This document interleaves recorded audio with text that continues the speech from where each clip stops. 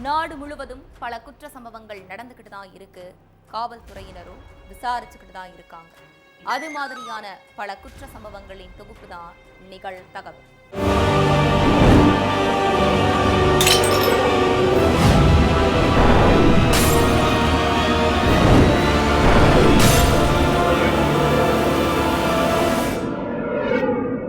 நிகழ்தகவு.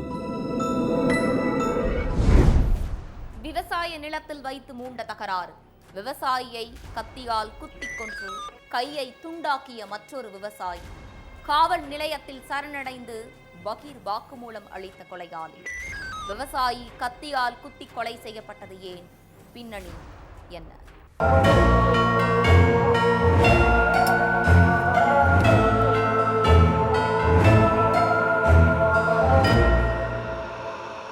களிமுத்தம் கிராமத்துல இருக்கிற ஒரு விவசாய நிலத்துல இருந்து திடீர்னு பயங்கர அலறல் சத்தம் கேட்டிருக்கு.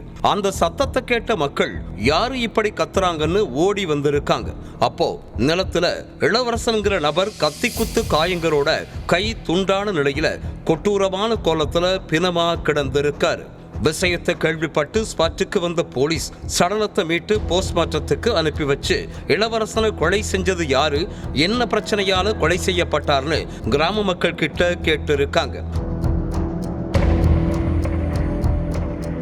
அப்போ இளவரசனுக்கும் சத்யனுக்கும் ரொம்ப நாட்களா நிலப்பிரச்சனை இருந்துச்சுன்னும் ஊர் பெரியவங்களை வச்சு பேச்சுவார்த்தை நடத்தியும் ரெண்டு பேருமே யார் சொல்வதையும் கேட்கல.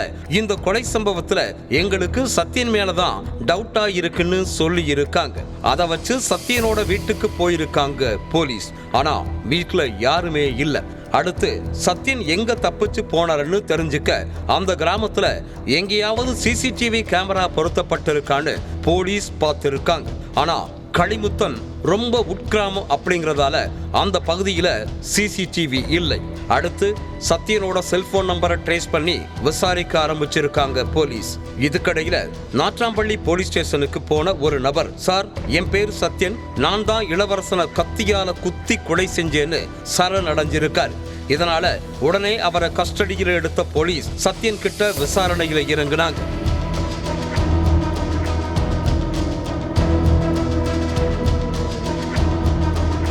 திருப்பத்தூர் மாவட்டத்தில் இருக்கிற களிமுத்தம் கிராமத்தை சேர்ந்தவர் இளவரசன்.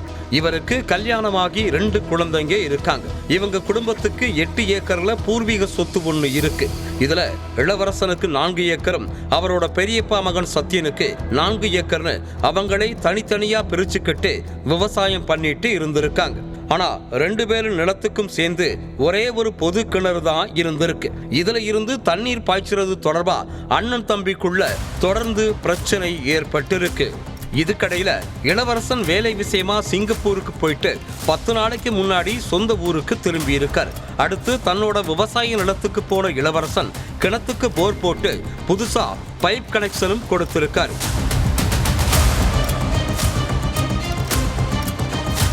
இதுக்கடையில மறுநாள் காலையில நிலத்துக்கு வந்த சத்யன் வழக்க போல கிணத்துல இருந்து தண்ணியை எடுத்திருக்கார்.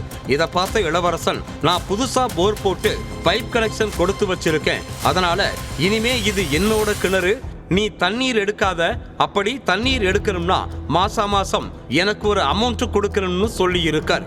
அதுக்கு சத்யன், இந்த கிணத்துல எனக்கும் பங்கு இருக்கு, நான் ஏன் பணம் தரணும்னு திருப்பி கேட்க 2 பேருக்கும் இடையில பயங்கர பிரச்சனை ஏற்பட்டிருக்கு. 2 பேரும் மாறி மாறி பயங்கரமா தாக்கிட்டு இருந்திருக்காங்க. இந்த சத்தத்தை கேட்டு ஓடி வந்த ஊர் மக்கள் 2 பேரையும் சமாதானப்படுத்தி இருக்காங்க. ஆனா கொலை வெறியோட வீட்டுக்கு போன சத்யன் இளவரசனை கொலை பண்ண திட்டம் போட்டிருக்கார். சம்பவத்தன்னைக்கு இளவரசனோட நிலத்துக்கு போன சத்யன் அங்கு இருந்த வேப்ப மரத்தை வெட்டிட்டு இருந்ததா கூறப்படுது. இதனால கடும் கோபமான இளவரசன், எதுக்கு என்னோட இடத்துல உள்ள வேப்ப மரத்தை வெட்டுற, தேவையில்லாம என்கிட்ட ஏன் பிரச்சனை பண்றன்னு கேட்டு சண்டை போட்டிருக்கார். அப்போ 2 பேருக்கும் இடையில மறுபடியும் பிரச்சனை ஏற்பட்டு இருக்கு. அந்த நேரத்துல இளவரசன் சத்யனை பார்த்து தகாத வார்த்தைகள்ல திட்டி இருக்காரு. இதனால கடும் கோபமான சத்யன் தான் மறைச்சு வச்சிருந்த கத்தியால இளவரசனை சர்ரமாரியா குத்தி இருக்காரு. அடுத்து அவரோட கையையும் துண்டா வெட்டி எடுத்திருக்கார். இதுல நிலை குலைந்த இளவரசன் சம்பவ இடத்திலேயே சுருண்டு விழுந்து உயிரிழந்துட்டார்.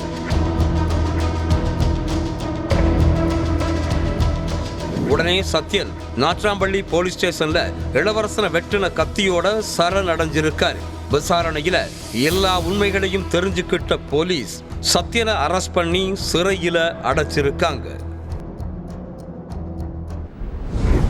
காதலுக்கு தடையாக இருந்த தாய் வீட்டின் படுக்கை அறையில் புதைக்கப்பட்ட சடலம். 1 வருடமாக தாயை காணவில்லை என நாடகமாடிய மகள். பைக்கை விற்க சென்று கையும் களவுமாக சிக்கிய காதல். தடயமே இல்லாமல் தாயை தீர்த்து கட்டிய மகள். 1 வருடத்திற்கு பின் முடிவுக்கு வந்த மிஸ்ஸிங் கேஸ். நடந்தது என்ன?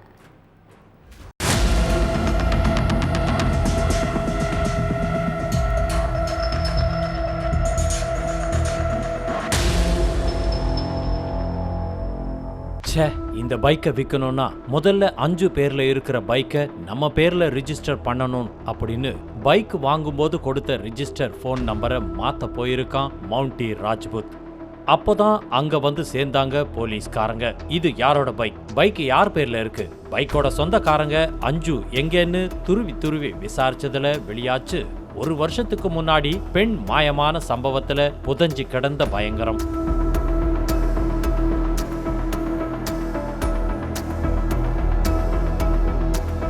தெலங்கானா மாநிலம் சிக்கந்தராபாத்ல இருக்கிற பாரத் நகர்ல வசிச்சுட்டு வந்தவங்க 45 வயசான அஞ்சு. கருத்து வேறுபாடு காரணமா கணவரை பிரிஞ்சு தன்னுடைய 2 மகள்களோட தனியா வாழ்ந்து வந்த அஞ்சு ஒரு பிரைவேட் ஹாஸ்பிட்டல்ல நர்ஸா வேலை செஞ்சுக்கிட்டு இருந்திருக்காங்க. அஞ்சுவோடைய மூத்த பொண்ணு காதல் திருமணம் செஞ்சுக்கிட்டு போன நிலையில அஞ்சு இன்டர்மீடியட் படிச்சுட்டு இருந்த 2வது பொண்ணு கூட இருந்துகிட்டு வந்திருக்காங்க.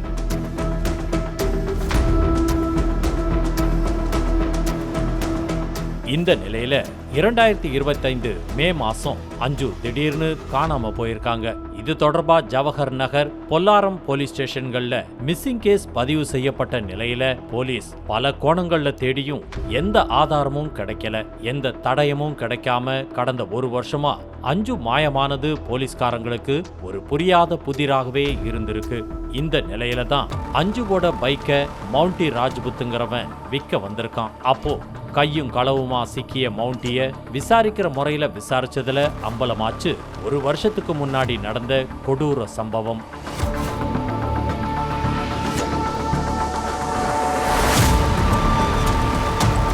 இந்த மவுண்டி யாருன்னு விசாரிச்சதுல தெரிஞ்சது அவன் கடந்த வருஷம் காணாம போன அஞ்சுவோடைய சின்ன பொண்ணு இஷிகாவுடைய காதலனா.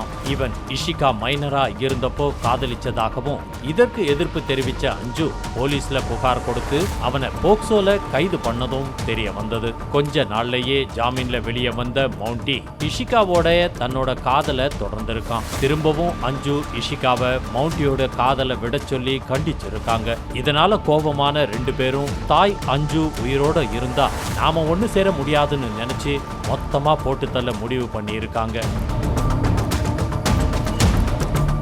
சம்பவம் நடந்த அன்னைக்கு நைட்டு அஞ்சு தூங்க போனதுக்கு பிறகு தன்னுடைய காதலனை வரவழைச்ச இஷிகா அவங்கள கத்தியால குத்தி துடிக்க கொண்டு இருக்காங்க. அதுக்கப்புறம் யாருக்கும் சந்தேகம் வராத அளவுக்கு தன்னுடைய பெட்ரூம்ல இருக்கிற டைல்ஸை உடைச்சு அஞ்சுவோட சடலத்தை புதைச்சிட்டு தடயமே இல்லாம திரும்பவும் டைல்ஸை ஒட்டி இருக்காங்க. அதுக்கு பிறகு தாய் காணாம போயிட்டதா நாடகமாடின இஷிகா அம்மாவை கண்டுபிடிச்சு கொடுங்கன்னு போலீஸ்ல புகார் கொடுத்ததும் விசாரணையில தெரிய வந்திருக்கு. விசாரணையோட முடிவுல இஷிகா மவுண்டி சொன்ன படுக்கை அறைக்கு போன போலீஸ் அவங்க அடையாளம் காட்டின அந்த இடத்துல தோண்டுனாங்க.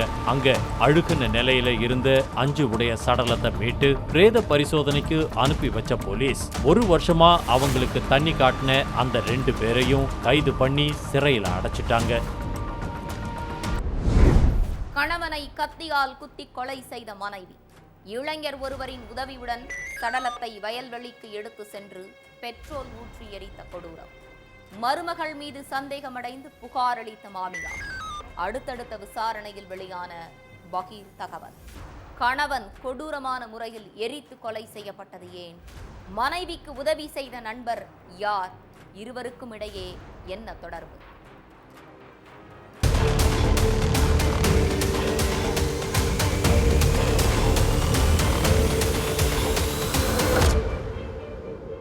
காலை நேரம் மாமியாருக்கு போன் பண்ண மருமகள் பத்மா, அத்தை, என் கணவர் வீட்டுக்கு வந்துட்டாரா, போனை இங்கேயே மறந்து வச்சுட்டு போயிட்டாரு, அவர் எங்க இருக்காருன்னு தெரியலன்னு கேட்டு இருக்காங்க. அதுக்கு மாமியார், உன்னை கூப்பிடத்தான் அங்க வந்தா, நீ போன் பண்ணி இப்படி சொல்ற, அது இல்லாம போனை எதுக்காக மறந்து வச்சுட்டு கிளம்புனா, நீ எதையோ என்கிட்ட மறைக்கிறன்னு சொல்லி போனை கட் பண்ணி இருக்காங்க. ரொம்ப நேரமாகியும் மகன் நரேந்திரா வீட்டுக்கு வரலன்னு மறுபடியும் மருமகளுக்கு மாமியார் போன் பண்ணி இருக்காங்க. அப்போ போன் சுவிட்ச் ஆஃப்ல இருந்திருக்கு. இதுக்கடையில மாமியாருக்கு போன் ஒண்ணு வந்திருக்கு. எதிர்முனையில பேசின ஒருத்தர், உங்கள் மகன் வயல்வெளி பக்கத்துல பாதி எரிஞ்ச நிலையில சடலமா கிடக்கிறாருன்னு சொல்லி இருக்காரு. இதை கேட்ட தாய் பதறி அடிச்சுக்கிட்டு வயல்வெளிக்கு போய் கருகிய நிலையில கிடந்த சடலத்தை கட்டி பிடிச்சு அழுது இருக்காங்க. அடுத்து மருமகள் மேல சந்தேகம் அடைஞ்சு அந்த தாய் நேரா போலீஸ் ஸ்டேஷன்ல மருமகள் பத்மா மேல புகார் அளிச்சிருக்காங்க. இந்த புகாரை வச்சு பத்மா கிட்ட விசாரிச்சிருக்காங்க போலீஸ். அப்போ போலீஸ் கேட்ட எல்லா கேள்விகளுக்கும் அவங்க முன்னுக்கு பின் முரணா பதில் சொன்னதா தெரியுது. இதனால பத்மாவை கஸ்டடியில எடுத்த போலீஸ் தங்களுடைய பாணியில விசாரிக்க ஆரம்பிச்சாங்க. ஆந்திராவில் இருக்கிற கர்னூல் எம்மிகனூர் பகுதியைச் சேர்ந்த நரேந்திராவுக்கு 9 வருஷங்களுக்கு முன்னாடி அதே பகுதியைச் சேர்ந்த பத்மாங்கிற பொண்ணோட கல்யாணமாக இருக்கு. இந்த தம்பதிக்கு 3 குழந்தைகள் இருக்காங்க. கூலி வேலை செஞ்சாலும் மனைவியையும் குழந்தைகளையும் நல்லபடியா பார்த்துக்கிட்டாரு நரேந்திரா. இதுக்கடையில பத்மாவுக்கு வம்சிங்கிற இளைஞரோட பழக்கம் ஏற்பட்டு இருக்கு. இந்த பழக்கமே இவங்களுக்குள்ள தகாத உறவா மாறி இருக்கு. அடுத்து கணவன் வேலைக்கு போனதுக்கு பிறகு காதலனை அடிக்கடி வீட்டுக்கு கூப்பிட்ட பத்மா அவர் கூட தனிமையில இருந்திருக்காங்க.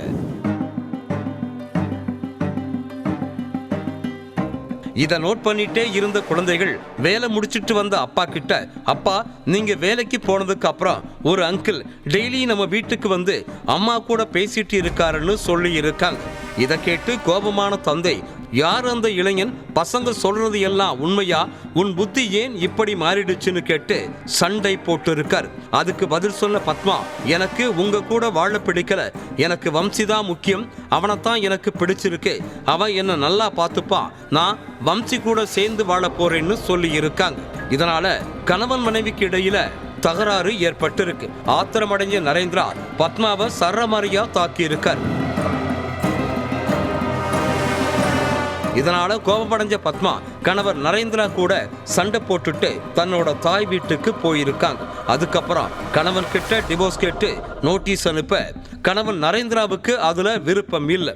மனைவி பிரிஞ்சு போயிட்டா குழந்தைகள் பாதிக்கப்படுவாங்கன்னு நினைச்ச நரேந்திரா பத்மா கூட சேர்ந்து வாழ ஆசைப்பட்டு இருக்கார். இதனால 2 வீட்டு பெரியவங்களும் ஊர் பெரியவங்களும் கணவன் மனைவியை கூப்பிட்டு சமாதான பேச்சுவார்த்தை நடத்தி இருக்காங்க. அப்போ மனைவி, நான் கணவன் கூட சேர்ந்து வாழ மாட்டேன்னு சொல்லி இருக்காங்க. அதுக்கு கணவன், குழந்தைங்க உன்னை பார்க்கணும்னு ரொம்ப ஆசைப்படுறாங்க, ஒரு 10 நாள் மட்டும் வீட்டில் வந்து தங்கியிருன்னு சொல்லி இருக்கார். ஊர் பெரியவங்க முன்னாடி எப்படி மறுப்பு தெரிவிக்கிறதுன்னு நினைச்ச பத்மா 10 நாட்கள் குழந்தைகள் கூட இருக்க சம்மதம் சொல்லி இருக்காங்க. கணவன் வீட்டுக்கு போன பத்மா சொந்தக்காரங்களும் ஊர் பெரியவங்களும் கணவர் நரேந்திரா கூட சேர்த்து வச்சிருவாங்க. அதுக்கப்புறம் வம்சி கூட சேர்ந்து வாழ முடியாதுன்னு நினைச்சு அவரை கொலை செய்ய திட்டம் போட்டு இருக்காங்க. சம்பவத்தன்னைக்கு மனைவியை கூப்பிட மாமியார் வீட்டுக்கு போன நரேந்திரா அன்னைக்கு நைட்டு அங்கேயே படுத்து தூங்கி இருக்கார். கணவன் ஆழ்ந்து தூங்கிட்டு இருந்தப்போ கைத்தால அவரோட கையையும் காலையும் கட்டி போட்ட பத்மா தன்னோட காதலனுக்கு போன் செஞ்சு வீட்டுக்கு வர வச்சிருக்காங்க. 2 பேரும் சேர்ந்து கத்தியால நரேந்திராவோட கழுத்துல பலமுறை குத்தி கொன்னு இருக்காங்க. அதுக்கடுத்து சடலத்தை ஆட்டோவில் வச்சு பக்கத்துல இருந்த வயல்வெளிக்கு எடுத்துட்டு போய் உயிரிழந்தவர் யாருன்னு தெரியக்கூடாதுங்கிறதுக்காக பெட்ரோலை ஊத்தி எரிச்சிருக்காங்க. அதை முடிச்சிட்டு வீட்டுக்கு போன பத்மா தன்னோட கணவனை காணும்னு நாடகமாடி இருக்காங்க. அதையே தன் மாமியார் கிட்டையும் சொல்லி இருக்காங்க. ஆனா பத்மாவோட நாடகத்தை தங்கள் பாணியில விசாரிச்ச போலீஸ் பத்மாவையும் காதலன் வம்சியையும் அரெஸ்ட் பண்ணி கம்பி எண்ண வச்சிருக்காங்க. காரில் இருந்த மனைவியை கீழே இழுத்து போட்டு சரமாரியாக தாக்கிய கணவன், மறைத்து வைத்திருந்த கத்தியை எடுத்து மனைவியின் கழுத்தை அறுத்த கொடூரம், ரத்தம் சொட்ட சொட்ட தப்பித்து ஓடிய மனைவியை காரை ஏற்றி கொலை செய்த பயங்கரம், எங்கும் தப்பித்து செல்லாமல் காரிலேயே அமர்ந்திருந்த கணவனை பிடித்து விசாரித்த போலீஸ். கட்டிய மனைவியை கணவனே கொலை செய்தது ஏன்? பின்னணி என்ன?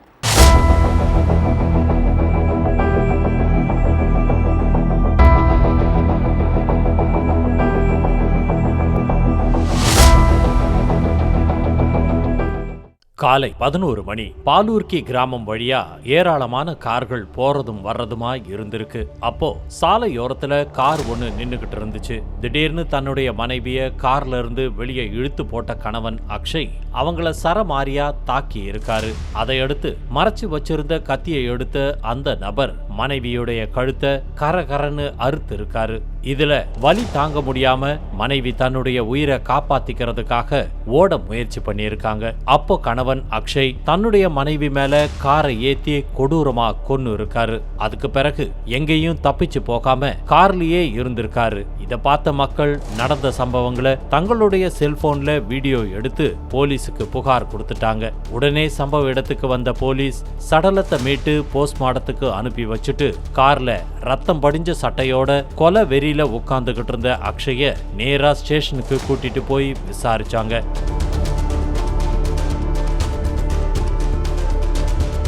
அதுலதான் மனைவி ஷைலா எதுக்காக கொலை செய்யப்பட்டார், அவங்களுக்குள்ள என்ன பிரச்சனை ஏற்பட்டுச்சுன்னு எல்லா உண்மைகளும் ஒன்னொன்னா வெளியில வந்துச்சு.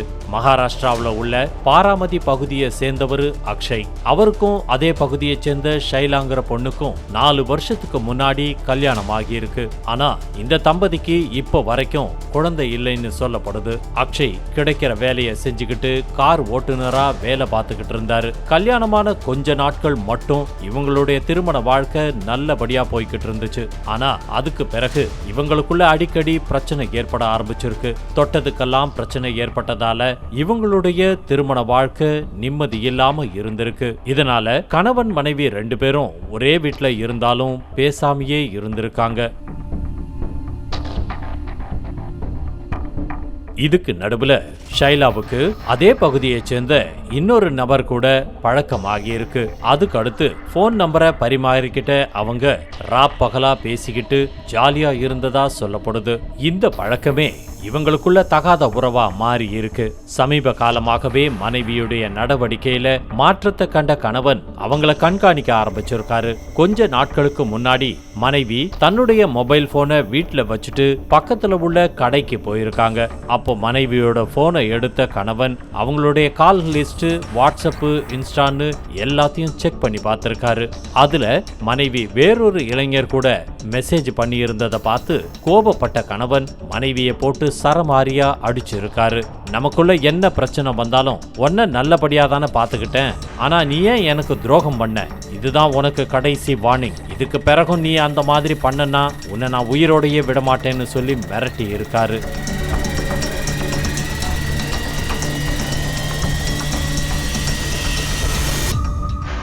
ஆனா அதுக்கு பிறகும் மனைவியுடைய நடவடிக்கையில எந்த ஒரு மாற்றமும் தெரியல.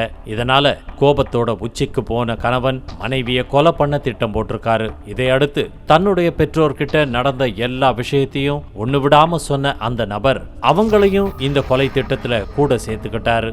சம்பவத்தன்னைக்கு அக்ஷய் தனது மனைவி கிட்ட கர்நாடகாவில் உள்ள புனித ஸ்தலமான கங்கபுராவிற்கு போலான்னு சொல்லி கூப்பிட்டு விட்டு போயிருக்காரு. இவங்க கூட அக்ஷயோட பெற்றோரும் போயிருக்காங்க. அப்போ பாலூர்கி கிராமத்துல உள்ள ரோட்டோரத்துல வச்சு காரை நிறுத்தின நபர் கார்ல இருந்து கீழே இறங்கி மனைவிய சரமாரியா அடிச்சிருக்காரு.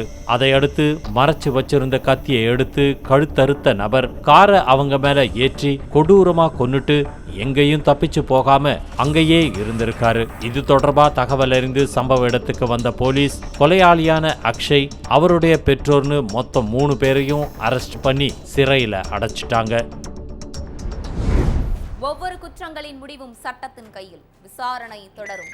பார்க்கலாம் அடுத்த நிகழ்தகவல்.